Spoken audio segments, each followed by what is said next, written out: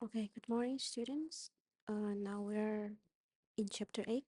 We will talk about the marketing and advertising in e-commerce.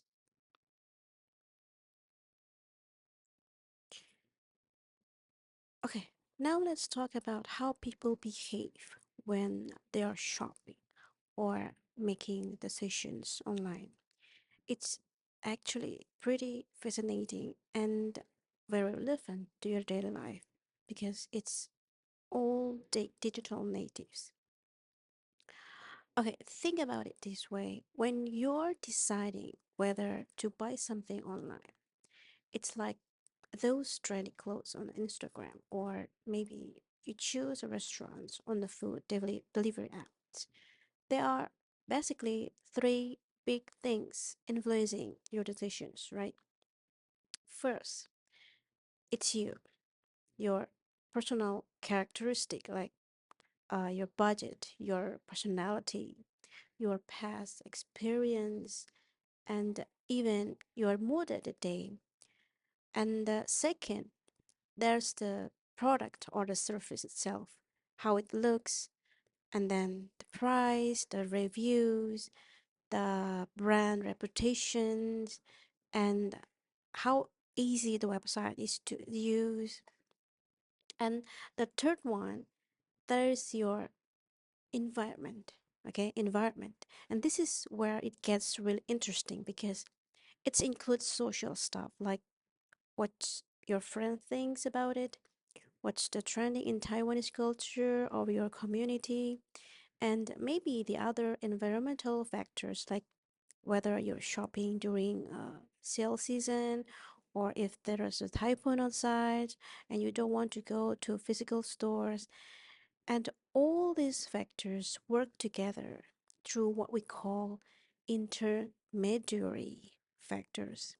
Things like your motivations to buy. Do you really need it? Or maybe do you just want it? And then the hygiene factors. Is this website trustworthy and secure? So it's like a complex recipe where all these ingredients mix together to influence your final decisions to click buy now or not.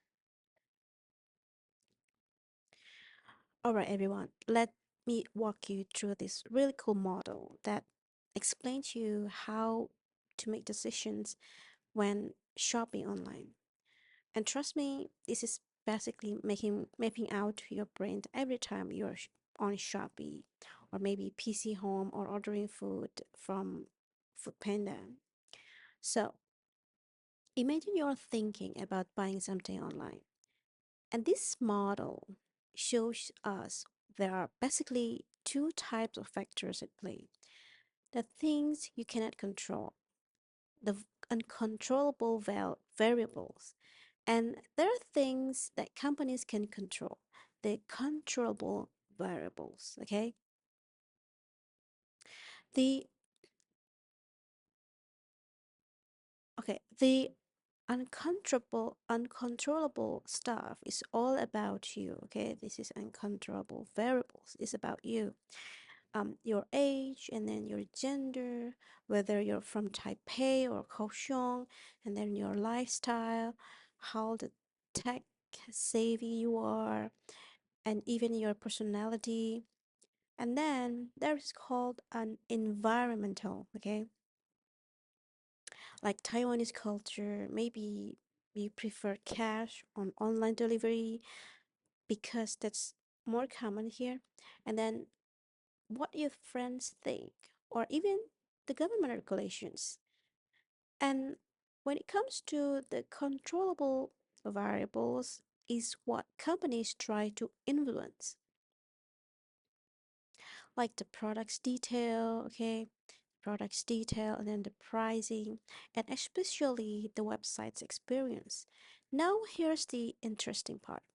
All these factors feed into your mental decision part, okay, in a mental decision process, which goes from forming an attitude about the products to having an intention to buy to actually purchasing and hopefully becoming a loyal customer who buys again and again. And notice that the big box at the bottom, you know, that's the e-commerce system. Everything from payment options like line pay or the credit cards, the delivery services, the website designs, and the customer service. These are the tools companies use to try to influence your buying journey. So it's like a giant puzzle where the companies are trying to figure out how to arrange all the pieces they can control to match with you or as the customers. All right, so let's break this customer purchase decision making process using an examples that you're totally relate to. Think about the last time you bought something online, maybe a phone case, the bubble tea delivery, or those sneakers that you saw on Instagram. And this model shows you exactly what your brain goes through. Like first thing first, the need identification. Like when your phone screen cracks and then you suddenly realized, oh no, I need a new phone case. And then it comes information research, where you start browsing and research. You might check T-Cards review or maybe ask your friends or scroll through different websites. And now there are two types of decisions you're making during the search. The first one is called product brokering. So, product brokering here is when you're deciding what to buy. Like, should I get a clear case, the cute one, or the heavy duty protective one? And then it comes to it the merchant brokering. It's when you're deciding where to buy it from. Maybe from Shopee or Momo, PC Home, or maybe you can come to the physical store in the cementing. And after that, it comes with the evaluate alternatives. Comparing prices and then reading the reviews, checking the shipping times, okay? And then the actual purchase and delivery. You click buy, you pay with your preferred method, and wait for it to arrive. And finally, there's what is called post purchase activities. It's where you might leave a review, you recommend it to your friends, or decide if you'd buy that from that seller again. So it's basically a step-by-step map of how your mind works every time you shop online. Okay, so this chart is super practical, trust me, because it shows you all the digital tools and the systems that companies use to help you through each step of your buying journey. And you probably use these every day without you even realizing it. Let's walk through it this with a real examples. Okay, say when you want to buy a new laptop. First, you need a recognition. The companies might send you a personalized ads on Facebook or Line. Okay, that's called the e-personalization. And then maybe you see a banner ads when where you're browsing other websites. And then when you start your information search, you'll use things like the virtual catalogs on the PC Home or Momo, or maybe check out deck forums like um Reddit or Mobile01, or maybe you can use a Google, right? Google to search laptops reviews and comparison. And then during the evaluation phase, you're probably reading the frequent asked questions and answers, okay, on different websites, and then checking out the products demos on trial versions, looking at customers' reviews on platforms, okay, and then maybe even using the comparison websites to see spec side by side. And after that, when it's time to purchase, you will use the payment system, right? Okay, like line pay or maybe credit cards or even cash on delivery. And then track your package through the delivery company's app. And then finally, for after purchase service, if something goes wrong, you might contact the customer support through the website's chat functions, or maybe send them email, or even post about your experience on social media or in review sites. And the cool thing is that this shows how the whole internet ecosystem, from the search engines and then to social media to payment system, all works together to support your shopping experience. So it's like having a digital shopping assistant at every step. Okay, so now it's gets really interesting because it shows us what the buying decisions are not just made by one person. There are actually different players or roles involved, and sometimes the same person can play multiple roles, or different people can play different roles in the same purchase. Let me give you some examples. You'll totally understand. Think about when your family is buying a new car. Okay, maybe your little brother is the initiator who first says, well, our car is so old, we need a new one. And then your mom might be the influencer who researches different models and says, I think we should get a Toyota because it's reliable. And then your dad could be the decider who makes the final choice about which specific car to buy, while your mom might be the buyer, okay, who actually goes to the dealership and handles all the purchase transactions. And finally, the whole family becomes the users who actually drive and use the car. Or here's another example closer to your daily life. When you're choosing a restaurant for dinner with friends, one friend might initiate by saying, oh, I'm hungry, let's eat out. Okay, the initiator, okay, the initiator. And then another friends might influence by suggesting, how about the new Korean barbecue place? It's that's the influencer. And then you might decide, okay, let's go there, the decider. And then someone pays with the credit cards, expecting the others to transfer money later. Okay, so that's called buyer. And then everyone enjoys the meal. Okay, the users. Okay, so understanding these kind of roles will help the company to figure out who to target with their marketing. Should they convince the influencer, the decider, or the buyer? Okay, so it's pretty smart, right? Okay, now let's talk about the customer loyalty in e-commerce. This is something that you experience all the time but might not have thought about it deeply. The customer loyalty is basically when you become so committed to a brand or service that you keep going back to them again and again, even when there are other options available. Think about your own shopping habits. Are you always ordering from the same bubble tea shop on Uber Eats?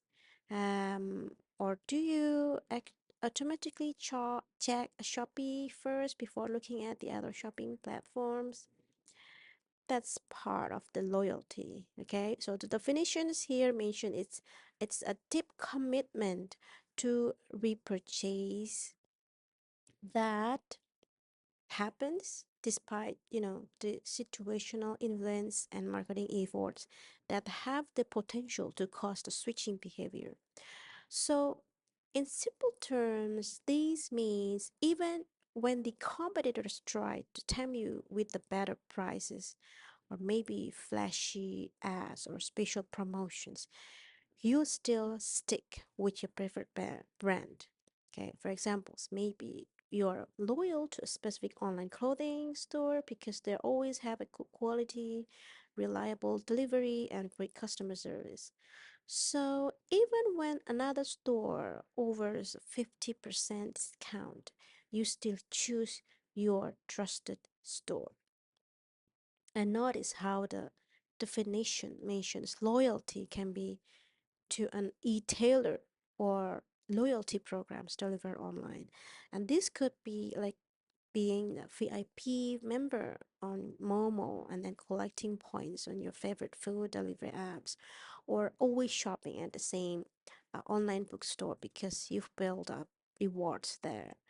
So the key thing is that the true loyalty does beyond just convenience or habits.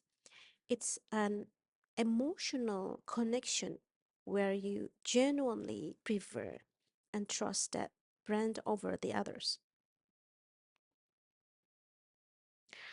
And this diagram is basically a roadmap of what makes you happy or frustrated when shopping online. And I bet you can relate to every single point here because your satisfactions with any online stores come down to three main areas. Okay. First is the information quality. Think about when you're shopping on Shopee or Momo, you want accurate products descriptions, not like the iPhone cases that turns out to be uh, for completely different models. The current information, okay, the current information, it means that it's up to date, okay, not outdated prices or sold out items still showing as available. And then the good photos, yeah, that actually show what the products looks like and complete details so you know exactly what you are buying. And the second one is the system quality. Okay, system quality, it's about the website or the apps itself. You want it to feel safe and secure when you enter your credit card information.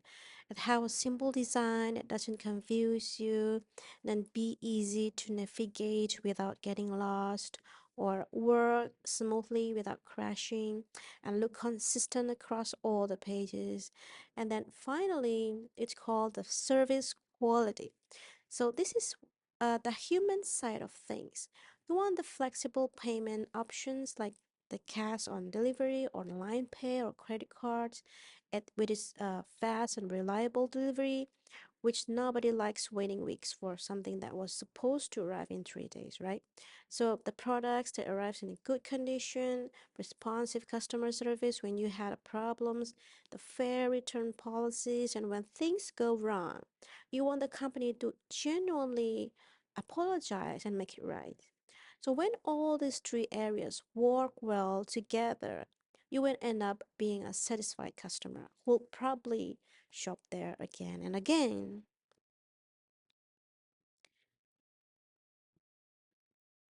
Okay, so let's talk about the trust in e-commerce. This is something that's absolutely crucial for online shopping.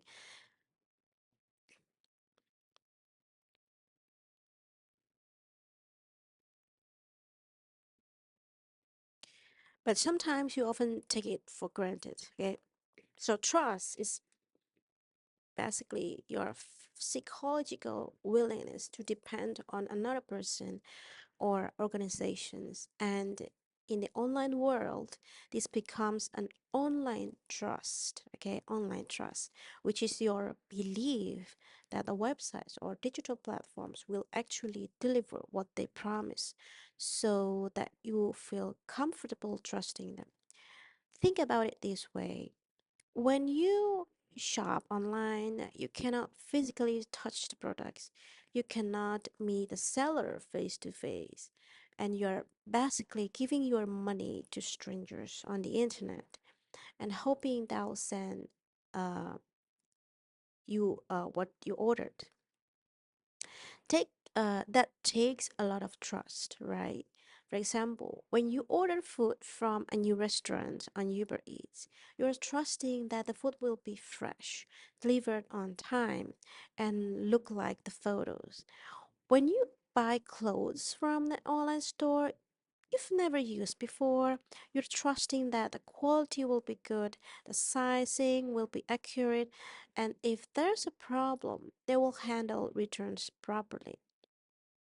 And this trust is built through things like a good reviews, the secure payment systems, the clear policies, the responsive customer service, and a consistent positive experience.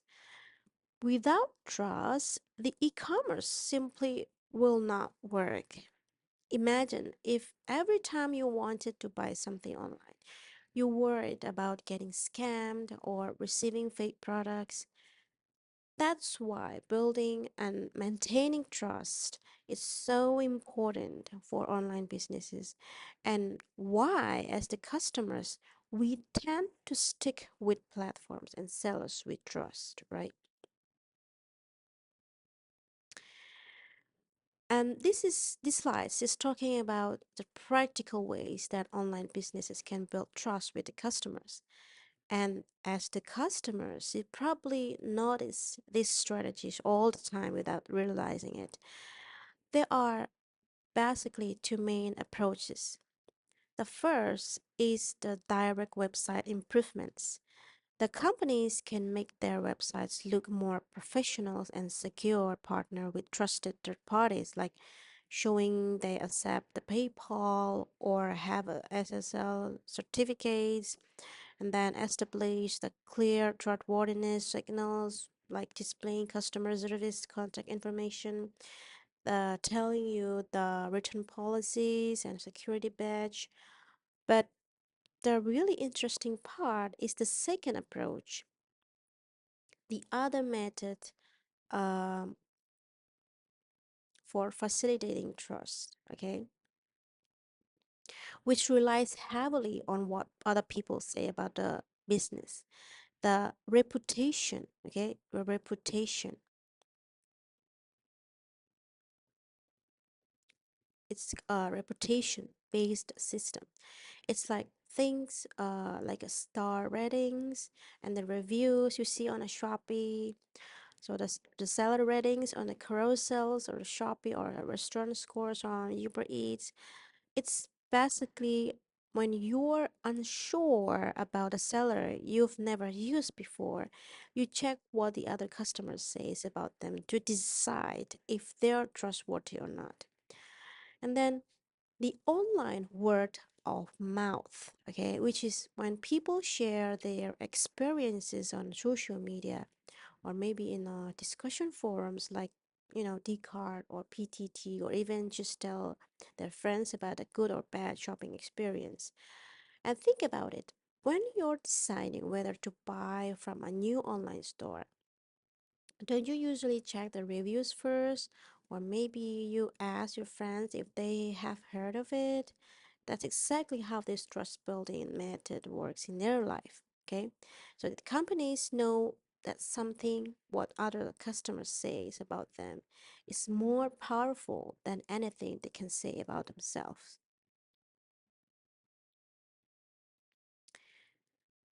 Okay, now let's talk about how marketing has evolved from one size fits all approach to something much more personalized. And you experience this shift every single day. In the old days, companies used a mass marketing, okay, mass marketing, where they could create one advertisement and show it to everyone. It's like TV commercial that plays for all viewers regardless of who they are. But now we've moved towards to one marketing, okay? From mass marketing to one marketing, where the companies try to personalize their message for individual customers. The key step in this evolution is the market segmentation. So, market segmentation, which is basically the process of dividing uh, potential customers into logical groups so the companies can create targeted marketing campaign and then analyze the personal information more effectively. Think about your own digital experience. When you open in Instagram, the ads you see are probably very different from what your parents see, right? Or maybe when you browse on Netflix, your recommendations are completely different from your friends' recommendations, right? So this happens because these companies have segmented you into specific groups based on your age, your interest, your browsing history, your purchase behavior, and other data. So, for examples, the Netflix might put you in a college students who likes Korean dramas and maybe comedy movies segment, while your mom might be in the working professionals who prefers documentaries and crime series segment. So instead of showing everyone the same content, they use market segmentations to show each person what's most likely to interest them specifically. So it's like having a personalized shopping assistant who knows your preferences. Okay, now this diagram is really cool because it shows how the modern marketing has become all about building genuine relationship with customers rather than just trying to sell them stuff once and forget about them. Okay, look at this Venn diagram. It shows that the sweet spot of the marketing today is quality, okay? The quality, and then the customer service and the marketing, okay? It's all overlap, and that's where you find the relationship marketing. This is a marketing approach that focuses on the building long-term relationship with the customers rather than just making a quick sale. Okay, so think about brands you're loyal to. Maybe it's your favorite bubble tea shop that remembers your usual orders, or a clothing brand that sends you personalized recommendations, or even how Spotify creates those yearly wrapped summarize that makes you feel special. That's relationship marketing in actions. And notice how it connects to one marketing. Okay, this means it's treating each customer in a unique way based on their individual preference and history. For examples, if you always order the same items from food delivery apps, they might give you special discounts on those specific items.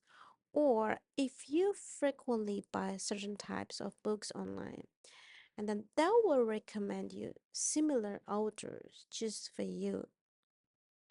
So the goal is not just to sell you something today, but to make you feel valued and understood so that you'll keep coming back and coming back again and again. And maybe you even recommend the brands to your friends. So it's like turning business transactions into a genuine friendship. The company gets to know you, remembers what you like, and treats you as the individuals rather than just another customer's number. Okay. And this table perfectly shows how the marketing has evolved from treating everyone um, the same to treating each person as a unique individual. And you can see this evolution in your own digital experience, right? Let's break this down with examples you will recognize. Mass marketing. It's like old school TV commercials where the McDonald's shows the Big Mac ad to everyone watching with no interactions between the companies and their viewers. They're focusing purely on the products, treating all the viewers as anonymous masses, running just few big campaign that reach millions of people, and doing broad market research like what do Taiwanese people generally like to eat? Okay. And then market segmentation is more targeted, like when Netflix create different trailers for the same movie based on whether you're into action movies or romantic comedies, which is still limited to interest, focusing on groups like the college students or working professionals, which create more campaign for each segments with smaller reach and doing the research on the specific demographic groups. But for the relationship marketing is the ultimate personalizations, like when the Spotify creates your personal discovery weekly playlist, actively engage with you through notification and recommendations, and then they will focus entirely on you as an individual customers, and then creates many micro um, campaigns, like those personalized push notifications you get, and reach just 1% at a time, but in every targeted way. Okay. And does deep research on your specific behaviors, like what songs you skip or replay, something like that. So it's basically the difference between shouting at the crowds through a megaphone, talking to smaller groups with a microphone, and having a personal conversation with each individual customer.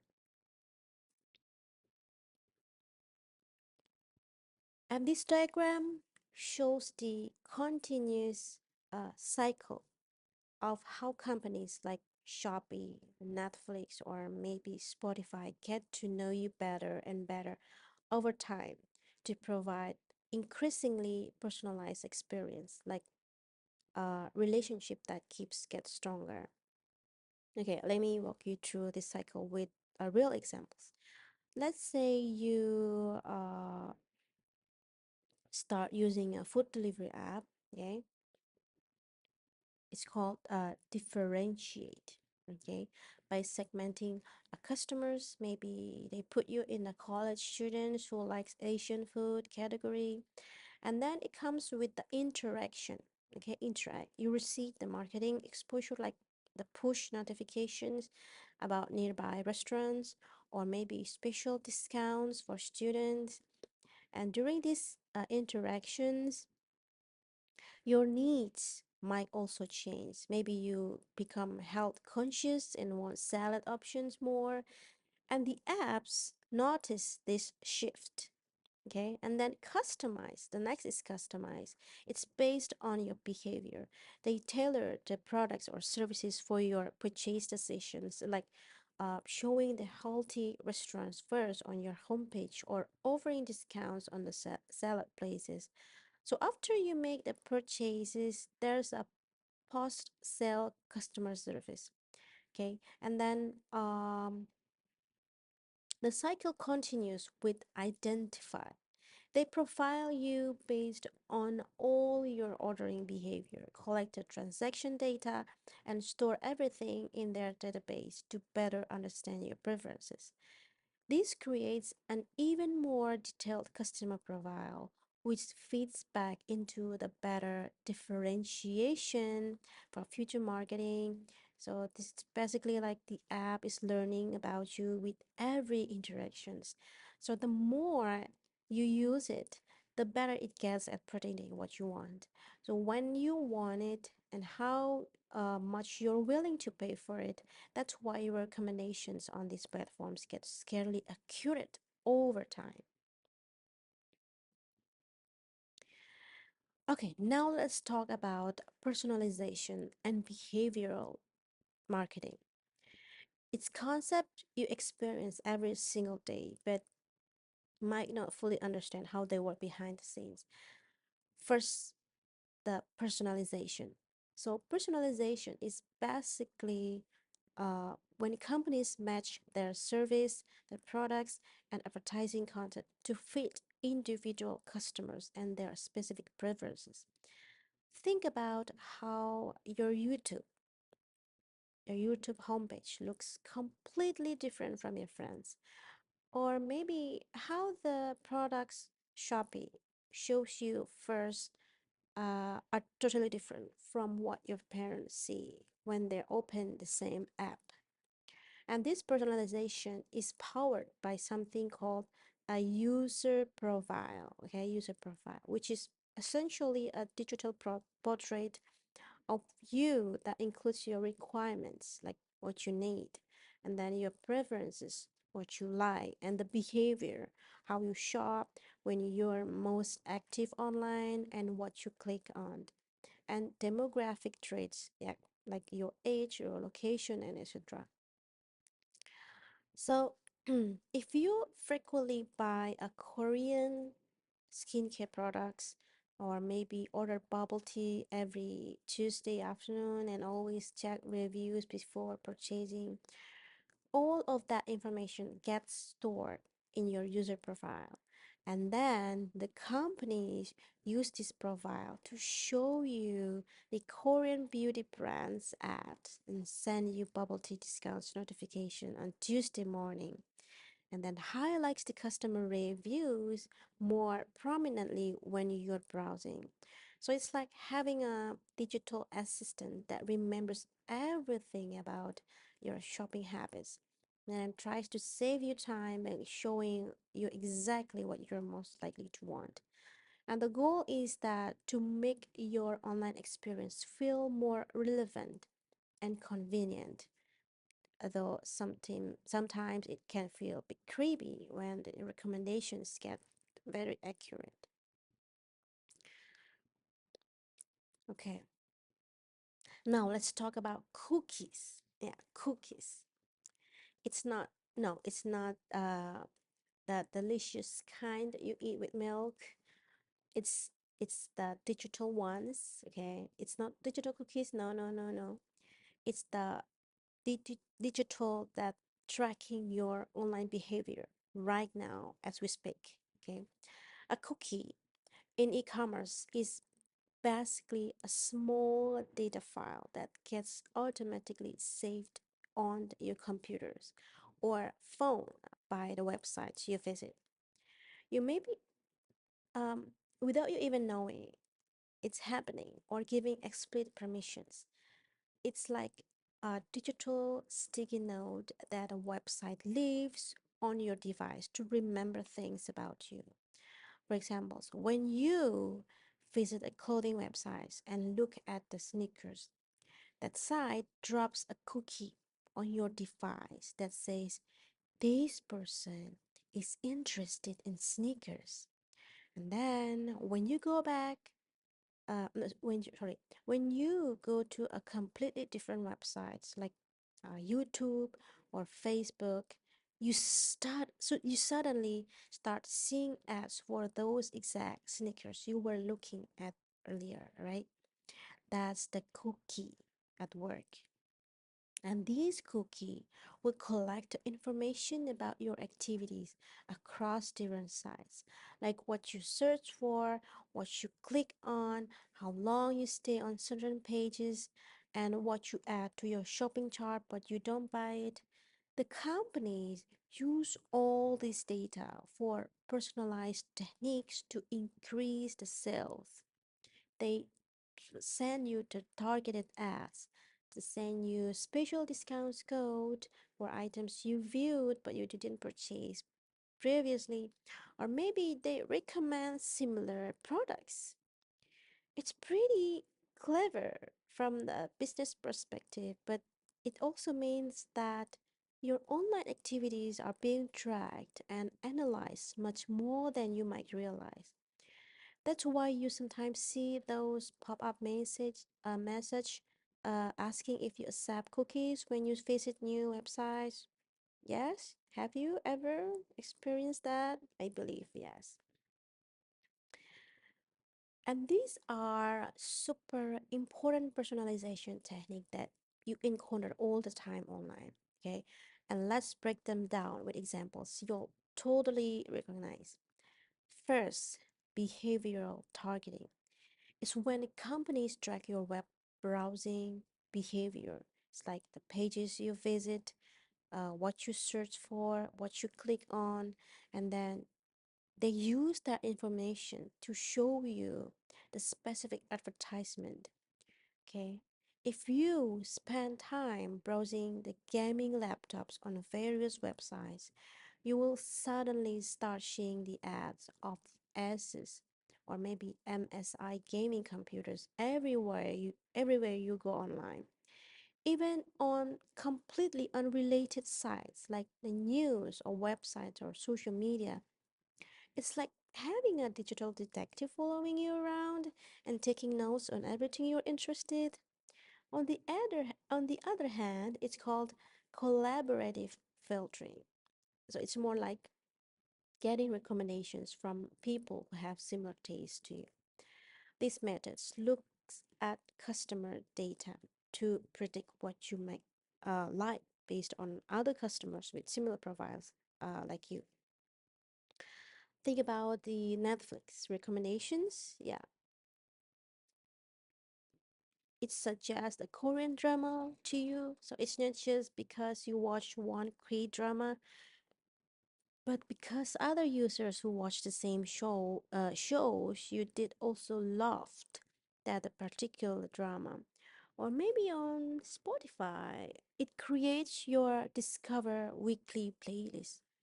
It's finding songs that people with similar music taste have been listening to.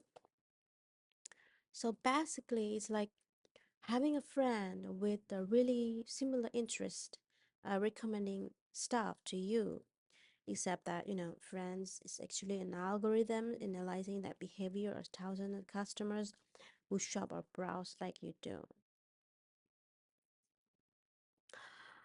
Okay, now these slides add some additional personalization method and the important considerations that companies deal with when trying to customize your online experience. Let me explain these other methods with the examples you will recognize. The first one is called rule-based filtering. It's it's when the company set up specific rules, like if a customer buys a skincare products, show them the makeup ads. Or if someone browses during a lunchtime, prioritize the food delivery promotions. Okay. And then the second one is called content-based filtering. So it's look at the actual characteristic of the products you've liked. So if you bought a Korean pop album, it might recommend the other K-pop albums based on the genre, the artist, or music style similarities. And then the next one is called activity-based filtering. So it's track what you're doing right now. It's like if you're browsing late at night, it might show you different products than during your morning coffee break. But it's really important. There are serious legal and ethical issues in the collaborative filtering because the companies are collecting and using your personal data, and there are questions about the privacy, the consents, and whether is this fair to customer. Okay, because the social psychology and morphing in the behavioral marketings that refers to how these techniques can actually influence and change your behavior and preference over time, so sometimes in ways you don't even realize. And finally, the use of customer database marketing. It involves the companies building detailed profiles of you in their database. The big question is, while the personalization can make your online experience more convenient, relevant, are you actually comfortable with how much these companies knows about you? And should there be limits on how they use this information?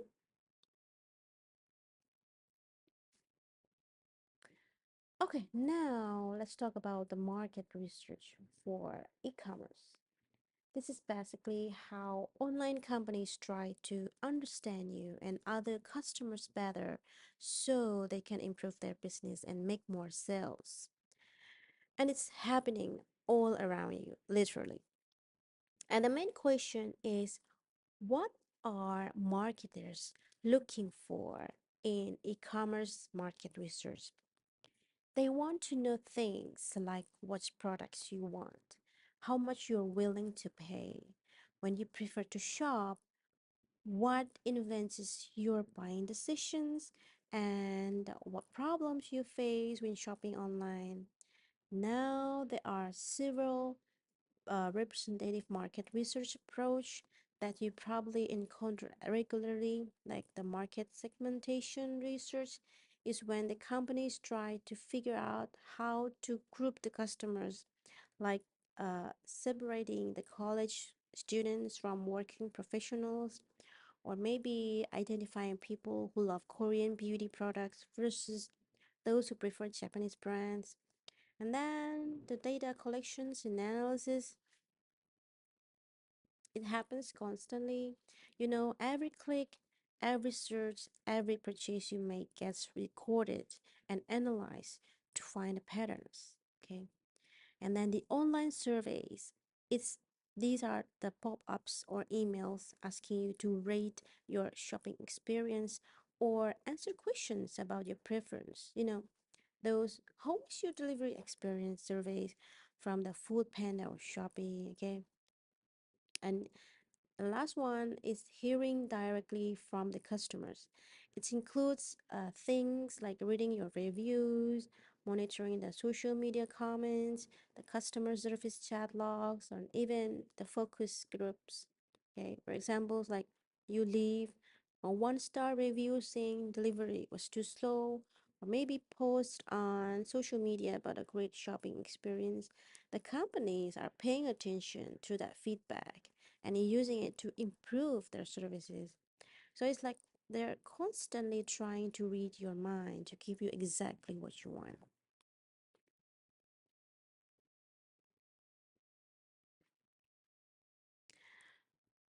Okay, now talk about the companies which collects the data. Okay, in modern web 2.0 environment, this is basically the interactive internet we use today, where you're not just reading content, but actively participating through the social media, the reviews, comments, and the interactions. And the companies, they are constantly observing the customers' movement online. Yes, through two main method with this two main methods. First is the transaction log. This is like a detailed diary of uh, that records every single thing you do on the company's website.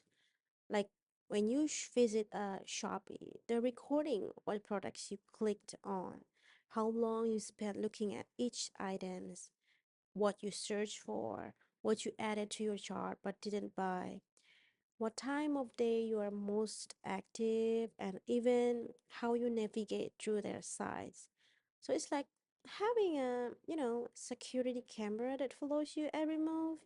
But instead of watching for theft, they're watching to understand your shopping pattern. Okay. And the second one is called clickstream behavior. This refers to your movement across the entire internet, not just one website. So if you start by Googling Korean skincare and then visit a beauty blog, then check Instagram for reviews, then finally buy something on a cosmetic website, the companies can potentially track that entire journey across the multiple platforms. This will give them a complete picture of how you research and make a purchasing decisions. So it's pretty amazing from a technology perspective, but also shows how much digital footprints we leave behind every time we go online.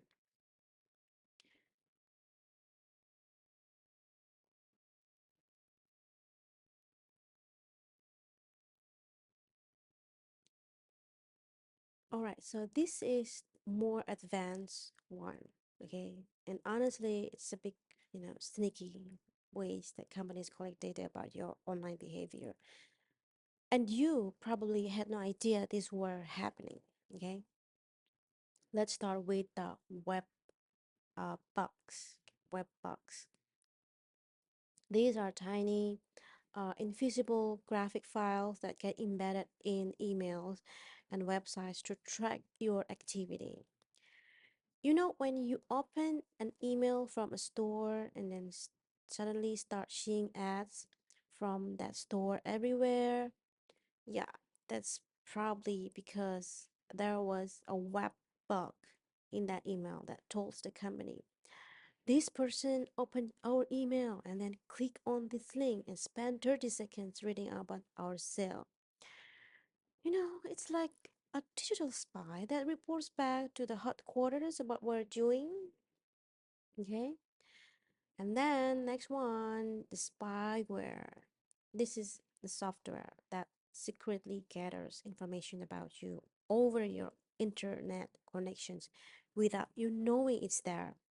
It's like, legitimate tracking that websites do. Spyware is more invasive and often gets installed without your permissions and maybe bundled with other software you downloaded.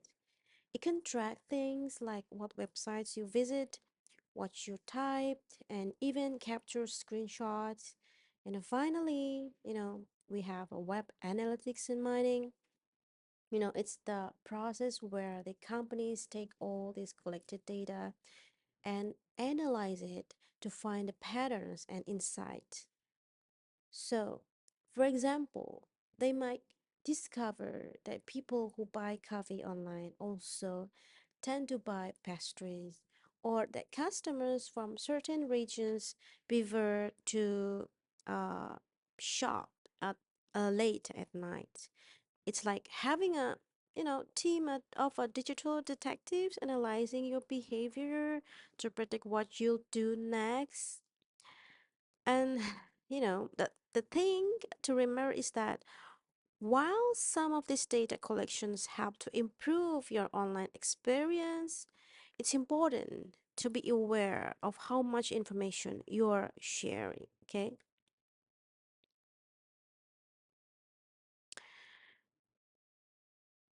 Another two important concept that explains how the companies analyze your digital behavior to understand you better as the customers is called a clickstream data. Okay, this is basically a digital breadcrumbs trail that shows everywhere you go and everything you do online.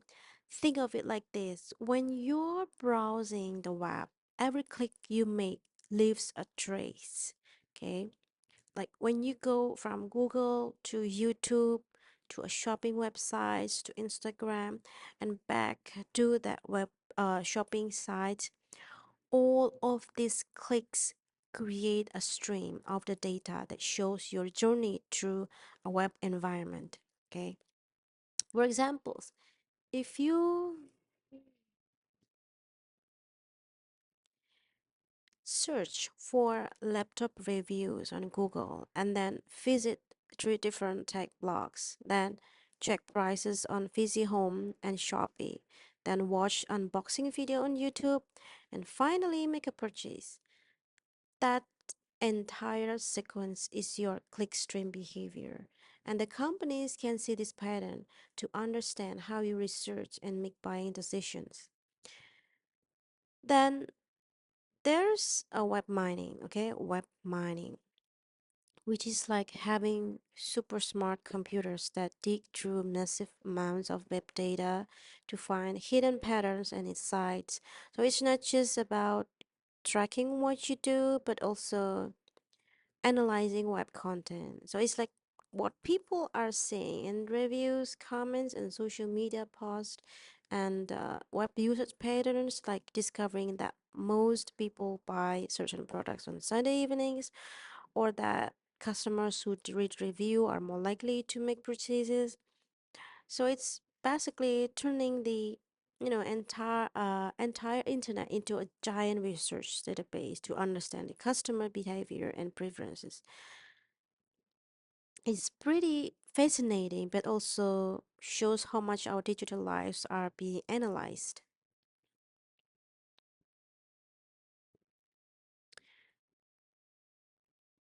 And yes, these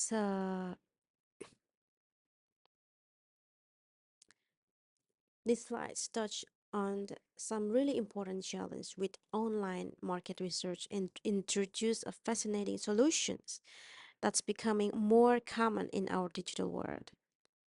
One major limitation of online market research is that it can be hard to know who's really behind the computer screen. Are you actually talking to your target customer or maybe someone pretending to be them? Are people giving honest answers or just rushing through surveys?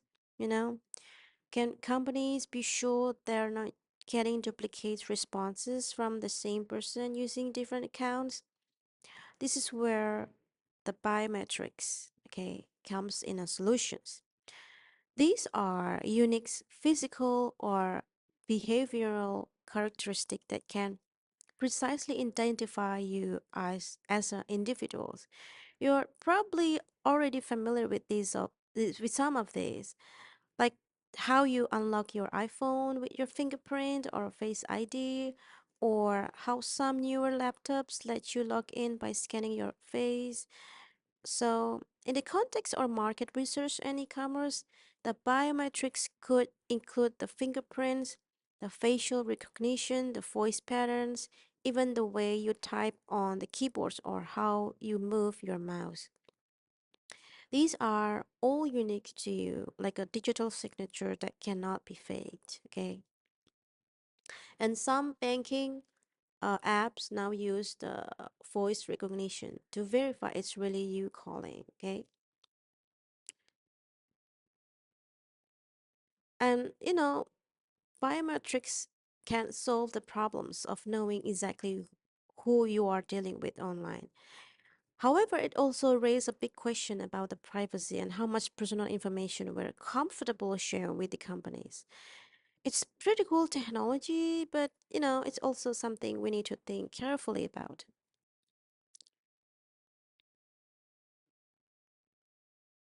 Now let's talk about the web advertising, okay? The web advertising is basically promoting products or services using the internet. The key idea here is the interactive marketing, meaning it's not just the company talking to you, but you can also talk back.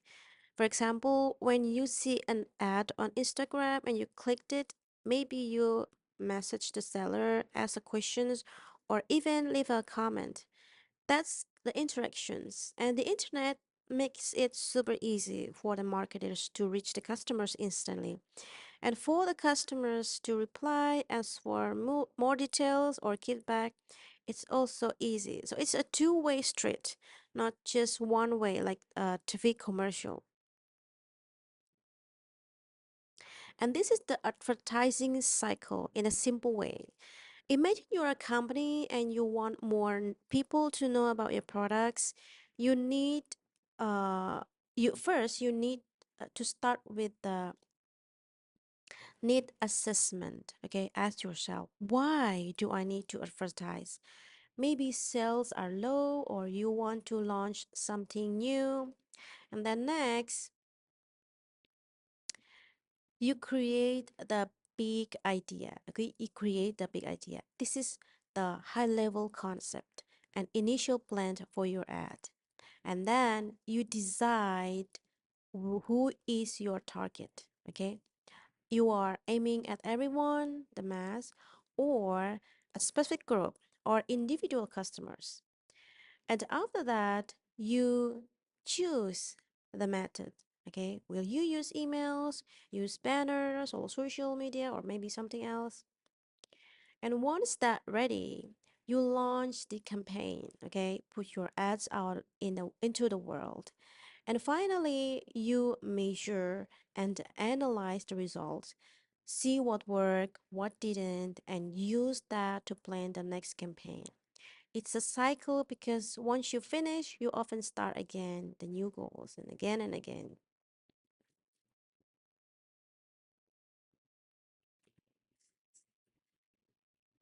Okay, so let's make this really easy to understand. In Online advertising, there are some key terms you'll often hear, like the ad views.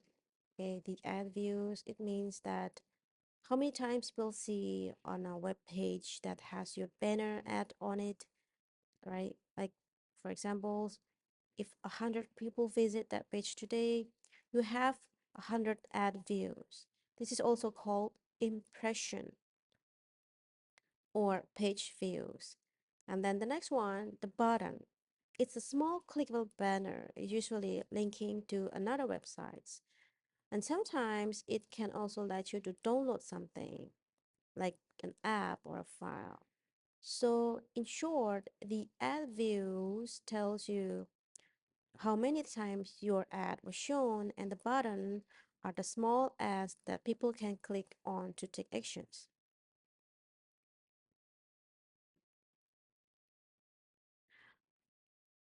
Okay, so we have some terms, okay, and I will explain it in a simple way. And page, okay, the next one is page. It's basically a web document written in HTML. Then can have a text, pictures, videos, and even interactive elements like games or animations. And then clicked, or maybe the ad clicked happens when someone actually clicks on an online ad. This takes them to the advertiser's website. And then the CPM, it stands for cost per mile, or uh, it means that the price an advertiser pays for every 1,000 times their ad is shown on a page. So if you see an ad of 1,000 times, the advertiser pays one CPM fee, even if nobody clicks it. Okay, in short, okay. And the next is the conversion rate. The conversion rate is the percentage of the people who click on your ad and then actually buy something. Okay, for examples, if 100 people clicked but only five make purchase, and then your conversion rate is 5%. Next one is called click-through rate or ratio, or CTR for short. It's the percentage of people who see your ad and decide to click it. So it measures how the attractive your ad is. And lastly, the hit. Oh no, it still have more. A visit, a hit, sorry. It's a simply request to load something from their websites, like your browser asks to server to send an image or a page. Yeah, something like that. And then a visit. Okay, visit is when someone browses a website in one sessions. If they stop for a certain amount of time and then come back, that's considered a new visit. And then the new unique visit counts each visitor only once, no matter how many pages they look at during that visit. So it focuses on the number of the individual people, not the page views. And then the stickiness. The stickiness is about how good a website uh, how good the website is at keeping the visitors around. If people stay longer, it means that the site is sticky. Okay.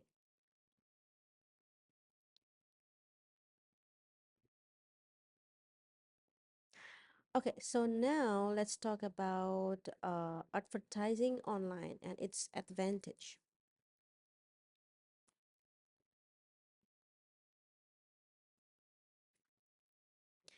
You know, this is a super important topic because when we're always online, this is the very familiar. Every time you're on your phone or computer, you're seeing ads. So, what makes advertising online so great? The first one is the cost. Okay, it's often cheaper than the traditional ads like TV commercial or billboards. And then you have the richness of the format. We're not just talking about boring text anymore. You can use videos, you can use the interactive games, or even things like the virtual reality experience you see on the laptop screen here. And this leads to a personalization, which is huge advantage. The companies can show you ads based on what you like, what you've searched for, or even your location. This makes the ads more relevant to you, so you're more likely to buy something. And this brings us to the timeliness and location-based advertising. So, company can send you an ad for a coffee shop when you're just a block away, which is pretty clever, right? We also have a linking, so where an ad can take you directly to a website to buy the products. And finally, the digital branding. By being online and using these different ad formats, the company can build a strong and memorable brand image in the digital world. So, yeah, as you can see, there's a big difference between the old school advertising and the kind that we see online every day.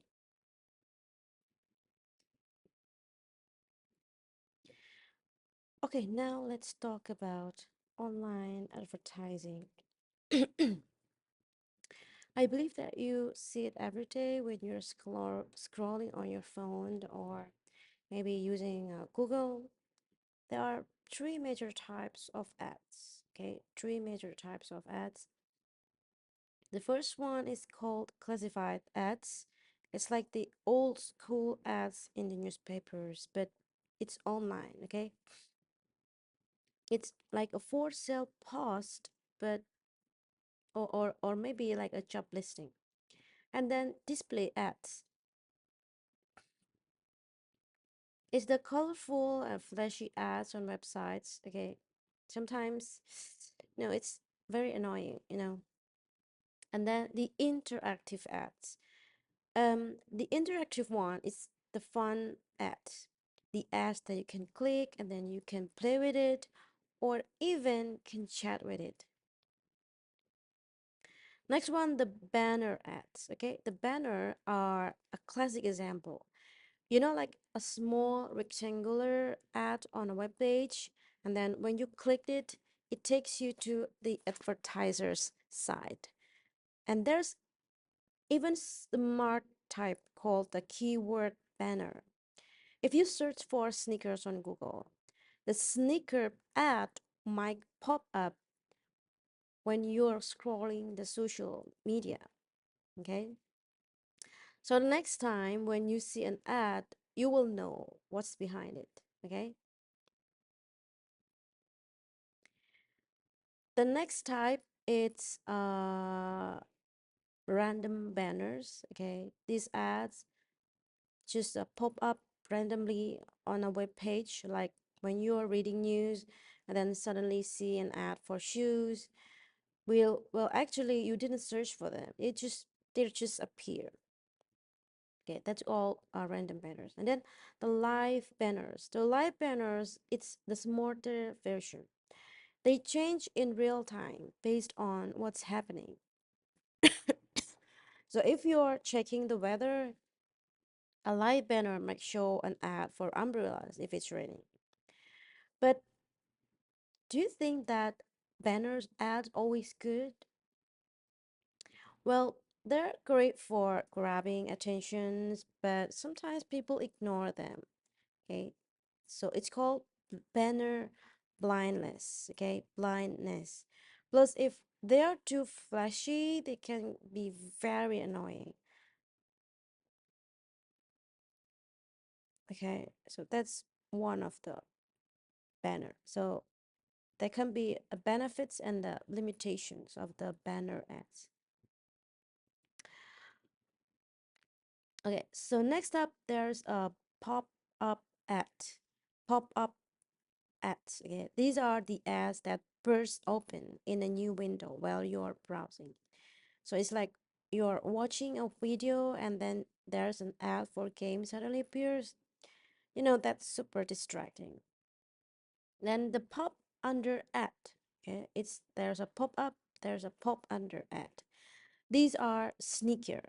They open behind your current window so you don't see them right away. Only when you close your browsers. and surprise, and others waiting. You've probably see the skip ad buttons. Thank goodness for that, right? Some ads makes you to wait, like you need to wait like 3 seconds, 10 seconds, maybe 60 seconds. It's the whole minutes you need to wait. Yeah, but at least you can skip them. Next up, it's an email marketing. The email marketing is when a company sends commercial message directly to people's email inboxes. So it's a way to communicate with the audience in a personal and the direct manners. And the other part is called email advertising. It's more specific. It means putting the advertisement inside those emails, maybe as a banners, promotions, or maybe product offers. The companies use this to inform the customers to encourage the purchases or promote special deals.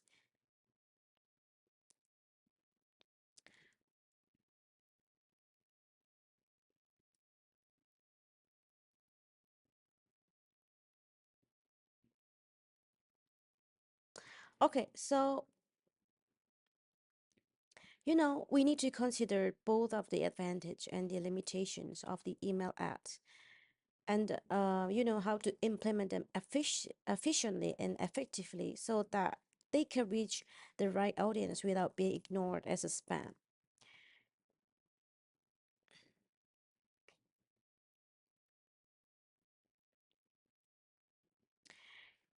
Next up, the search advertising.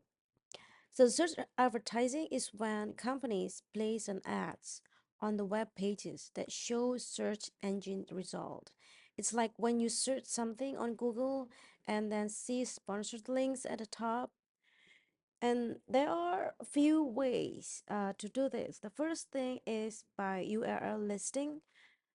So where your website link appear in the search result, and then the keyword advertising where your ad shows up when the people search for certain words, and then it's called SEO, search engine optimization, which is the skill of improving your website's ranking in the search result without paying for ads. Okay. And the SEO works by understanding how the search engine ranks pages and then adjusting your website's content and the keywords so it appears higher when the people search for related topics.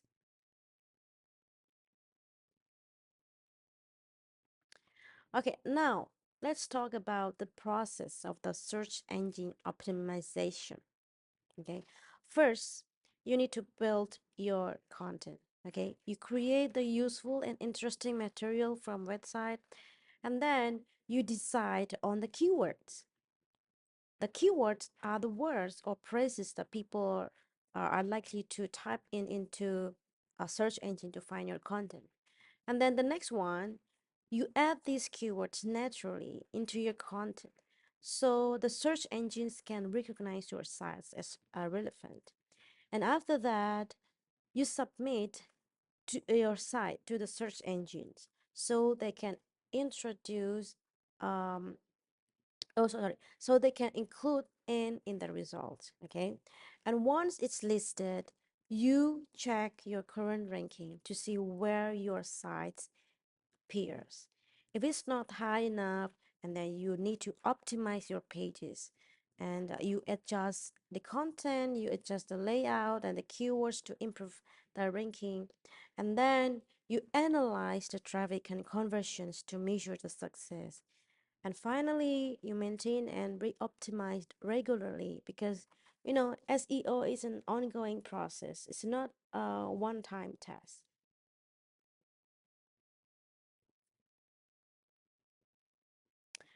Okay,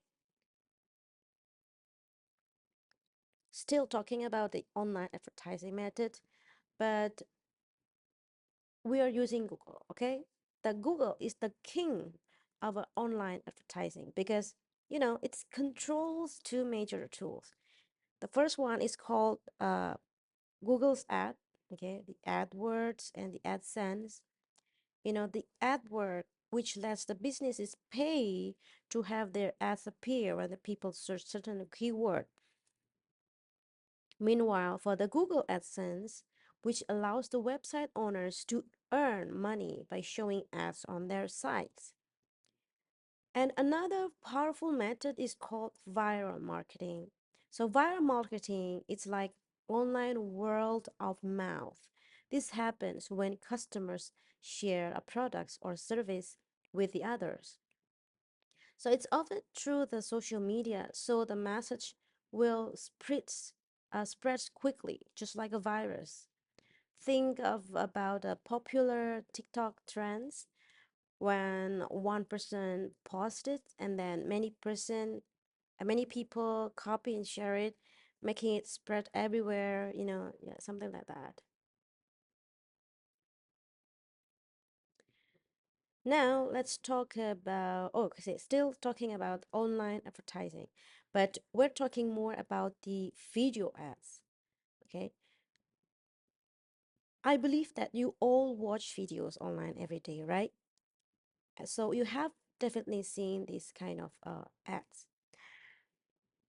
this kind of video ads. Okay, first we have consumer generated videos. These are ads that are made by the regular people. It's not made by the big company. And so it's like someone doing unboxing and then make a video of it, unboxing of a new iPhone and then talking about how much they love it. It feels more real and trustworthy, right? And the next one is called interactive video. So this is really cool because it lets you, the viewer, get involved. Maybe you can click on different parts of the video to see more product detail or choose how the story ends. So it's always there's a way to make ad more engaging than just watching passively. And finally, we have the viral video. You know this already. They're funny, they're surprising and emotional clips that get shared like crazy on social media, blogs, and messaging apps. They become super popular really fast and are a great way for a brand to get a lot of attentions without spending a ton of money on traditional ads. And these three methods, it's how creative and effective video can be for an advertising online. Now, let's talk about a IAB model of the video advertisement. Okay, it's a great way to understand the different kinds of video ads you see online every day. And this model is basically separates into three main categories. Okay, first, on the left side, we have in-stream video. This is probably what you're most familiar with. It means that the ad plays within a video player. So there are two types, the linear ads. This is the one that interrupts your video, yes. So it's like a pre-roll ad that plays before your YouTube video, or in the mid ad that pops up in the middle. They take over the whole screen, okay? And then you also have the non-linear ads, which don't interrupt the video. These are like a small banners or overlays that appears at the bottom or of the video while it's still playing. Okay. And then the next one we have in banner video. So these are inside a regular ad banner on a web page, not in a video player. The video might start playing automatically or when you move your mouse over it. And sometimes it can even expand to a bigger size. Okay. The next one, it's called in text video. It's a bit different. Imagine you're reading an article online and you see some highlighted word, okay? And if you move your mouse over that word, there will be a small video app pop up to give you more information. So it's very clever way to show a video ad only when a user is interested in a specific topic. Okay.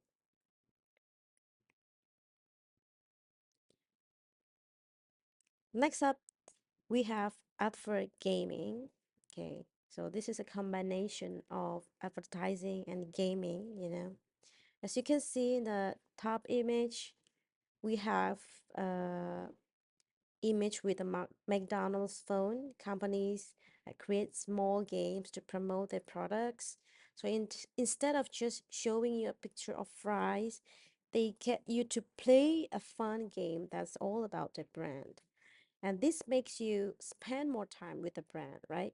So it feels more like entertainment than an act. Next up, we have an augmented reality or AR. Okay, this is really cool technology that makes the digital things with the real world. So as you can see here in the bottom of the picture, someone using their phone to place with a Gucci bag and shoes into a real life environment. This lets you to try on a product that virtually before you buy it. You've probably seen similar things with Instagram or Snapchat's filters, right? The ER makes advertising incredibly interactive and personal. And the last one, we have advertising in chat rooms and forums. So this is about the companies joining on online communities and being a part of the conversations. So instead of just putting up a banner ad, the company might have a representative go into the forum about, say, new phones and answer questions or offer helpful advice. So it's a more subtle and trust building way to advertise because they are engaging with potential customers in the community they already belong to. Okay, so now let's take a look at this mobile marketing and advertising. This is probably the most important type of the advertising today because um, you all have a phone with you all the time, right? So first, let's define the mobile marketing. This is the big picture. It's any kind of the marketing that uses a mobile device to connect with you. This could be sending you a text message, having a website that works well on your phone, or creating an app, okay, so something like that. And next up, we have mobile advertising. So mobile advertising is a specific part of that. These are the actual ads that are delivered to your phone. So as you can see in the image over here, um, there can be a video ads that pops up in the app and the banners at the bottom of the website, or even the notification that can get you on your phone. And these ads can be very interactive, okay, allowing you to play a game or tap on them. Okay, so we have viral mobile marketing. So viral mobile marketing, where a funny video or challenge gets shared a lot on platforms like TikTok or Line. So basically, your smartphone has become the primary screen for advertisers to reach you, and we'll dive into more specific of these ads in the next lecture. Okay.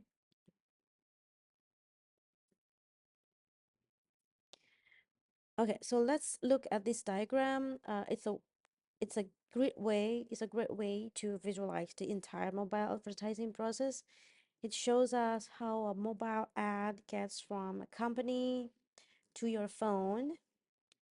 It starts from the advertisers here, which is the company that wants to sell products, and then they will create an ad concept, okay, and then they figure out the requirements for it.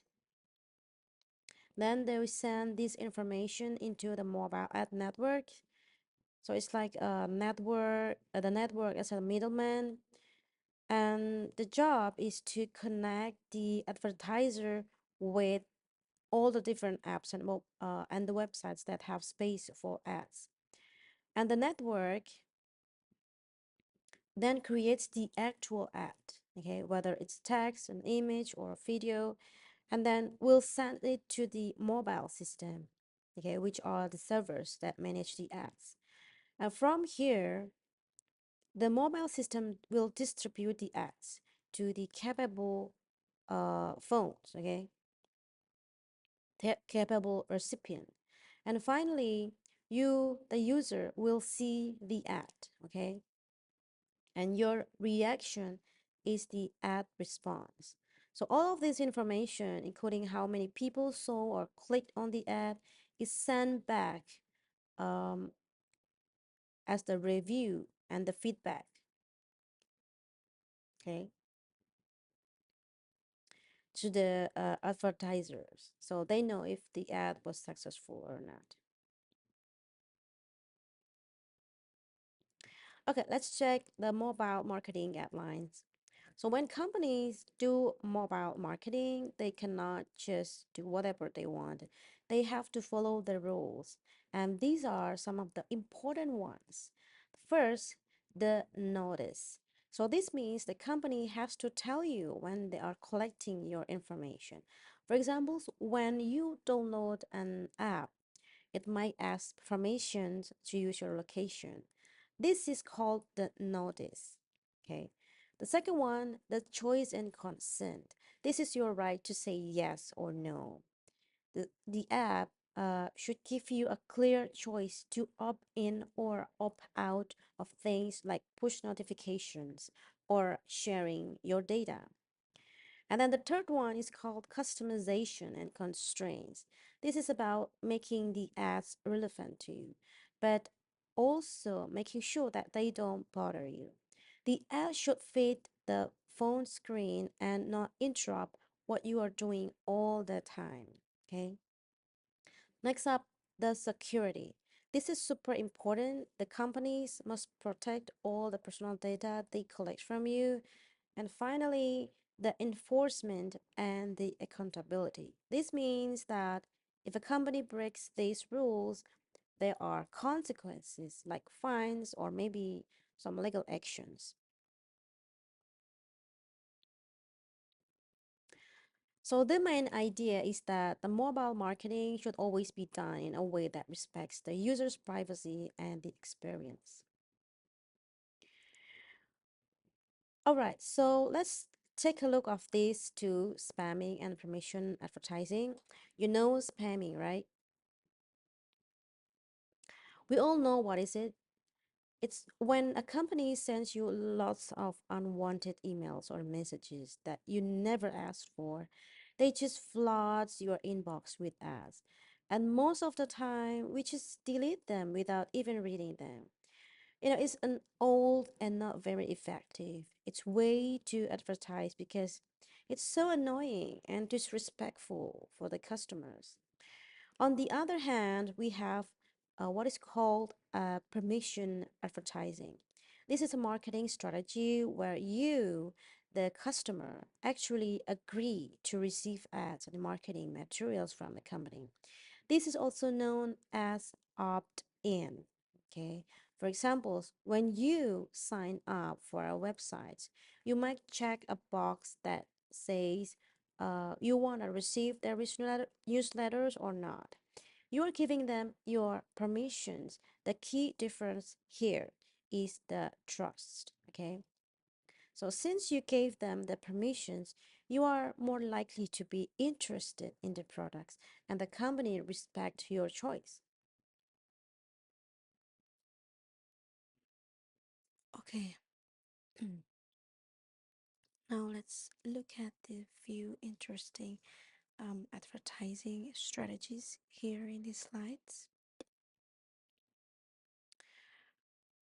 First, we have affiliate marketing.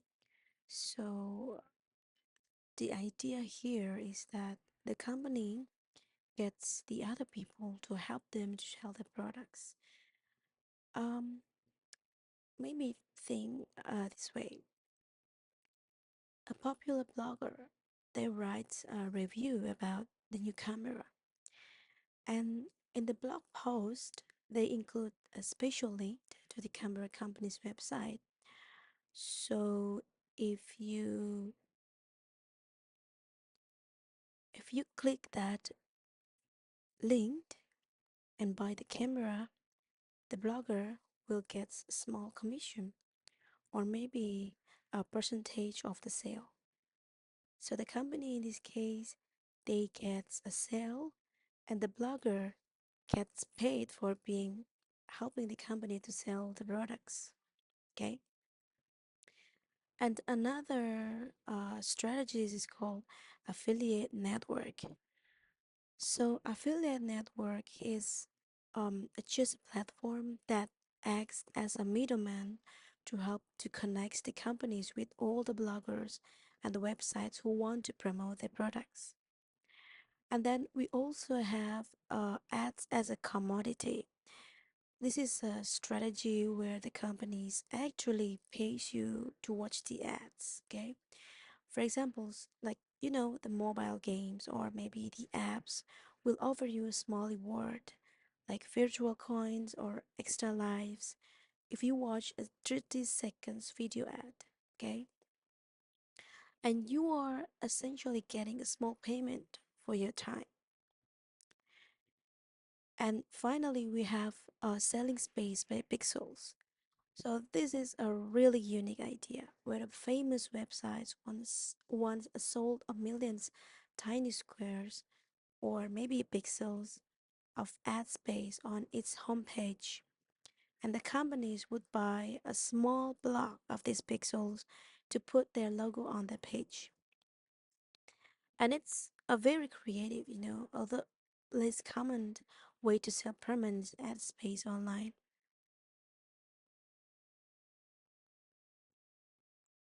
Another strategy is called personalized ads, which we've talked about a little before.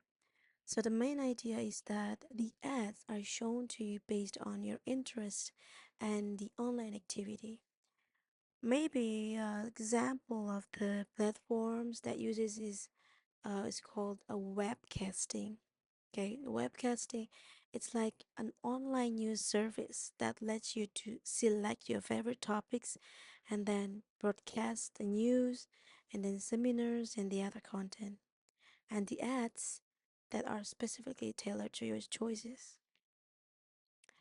And to make all of this personalization works, the companies will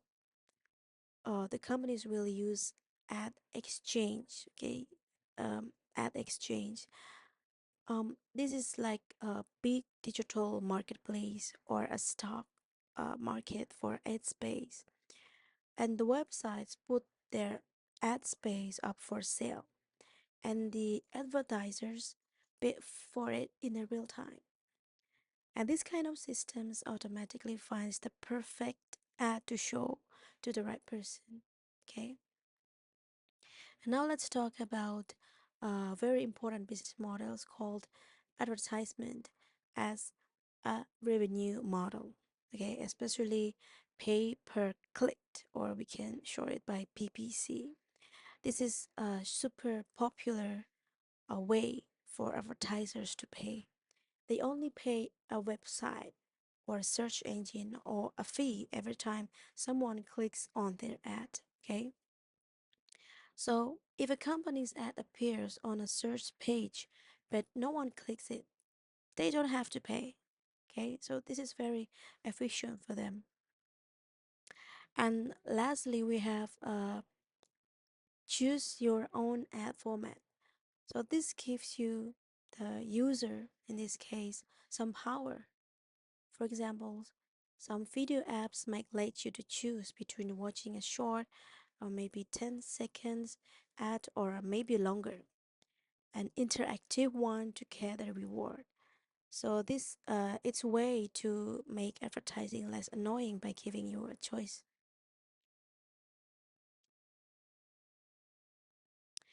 And the next one is called an online event promotion and attractions. This is a great examples of a live web event for advertising. So instead of a TV commercial, a company might launch a new products with a live stream on YouTube on their website where they can talk to the audience directly and show them the products. And this is a very engaging way to advertise to a global audience. And next, this is very important, is the localization. As you can see in this picture with people speaking different languages, this is the process of changing an ad so it feels natural and makes sense for a specific country or culture. And it's more than just translating the world. Um, it's about changing the images, the humor, and the overall style so that people in Taiwan, for example, will connect with it. So instead of just seeing an ad that clearly came from America or maybe somewhere else, then we have what is called an intelligent agents application. This is about using smart software and AI to help with the advertising. Think of a chatbots you see on websites that can answer your questions, or maybe smart assistants that can suggest a product to you. These are all examples of the intelligent agents that helping to market the products. And finally, we have um, developing an online advertising plan. This is the practical step of deciding which of these methods to use to reach your target audience in the most effective ways. Alright, so let's take a look at this flow chart. This diagram shows us the purchase decision making process, which is very logical, step by step, that people decide to buy something. Okay, let's walk through it. Okay, with the examples. Okay, I will give you some examples like you buying a new iPhone. Okay, first at the top is need identification. So this is when you realize you need something. For example, maybe your old phone is low and the battery is dying, and then you realize, I need a new phone. Okay, and then the second, you move to the product brokering. Now that you know you need a phone, you start to research what kind of phone you want to buy, and then you're comparing different brands, features, and prices. Okay, and maybe um, you need to choose between you want an iPhone or an Android, a Samsung or a Google phone. Okay, and then the third one is the merchant brokering. It's when you've decided on a product, you go to the merchant brokery. This is where you decide from whom you will buy it. You're comparing different stores, maybe like online shops like Shopee, or maybe some physical stores to find the best price or the best service. And then the fourth, you have the negotiation step. This is not every for every purchase, but it's where you might discuss the price, the warranty, or the shipping terms with the seller. And then the fifth, the purchase and the delivery step. This is the simple part, like you pay for the phone, and then it gets delivered to you. Um, okay, kind of things. And then um, the final process is the product and service evaluation. This is where you use the new iPhone and decide if you are happy with the purchase. Your experience here will influence your future decision.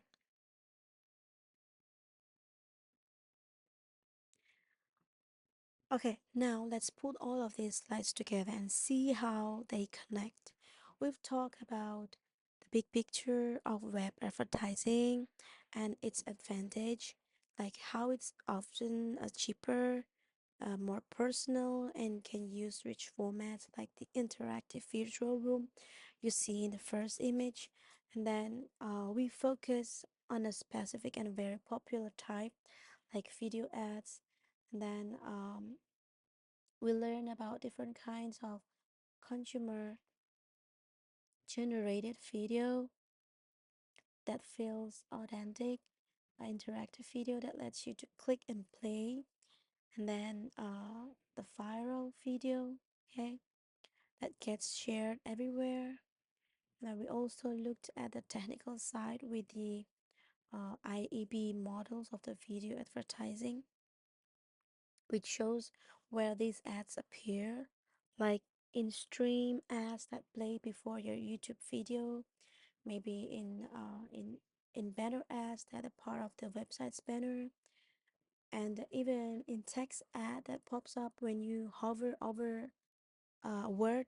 Okay, and finally, of this is part of the big picture shown in life cycle step of the advertising plan chart. It's the continuous process where you start by setting your goals and then identify who you want to reach, and then choose the media, the best media like video ad types we just discussed, and then make a plans, okay, and then run the ads, okay, and then finally monitor the result to see if your plan worked. And as you can see, every step is connected to each other, one to another, from the overall strategy down to the specific ad type that you choose. Okay, everyone, that's all of the chapter 8. Um, I hope you understand what I've explained. Even my voice is a little bit cracky. Okay, thank you very much. I will see you in the next chapter. Okay, goodbye. Bye bye.